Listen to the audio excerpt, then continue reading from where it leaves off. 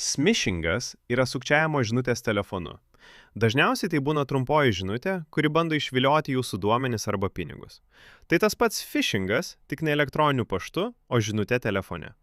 Smishingo tikslas paprastas - priversti jūs paspausti nuorodą, paskambinti nurodytų numerių arba įvesti prisijungimo ar mokėjimo duomenis. Ką žmonės dažniausiai praranda paspaudę smishingo nuorodą?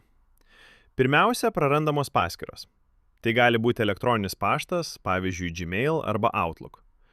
Elektroninis paštas yra pagrindinis raktas, nes per jį dažnai atstatomi kiti slaptažodžiai. Taip pat perimami socialiniai tinklai, pavyzdžiui, Facebook arba Instagram. Tada paskyros naudojamos tolesniems sukčiavimams, reklamoms ir draugų apgavimui. Labai pavojinga, kai perimamos darbo paskyros, pavyzdžiui, Microsoft 365 arba Google Workspace. Tada atveriami laiškai, failai, komandos pokalbiai ir įmonės vidinė informacija. Kitas praradimas gali būti asmeninė informacija.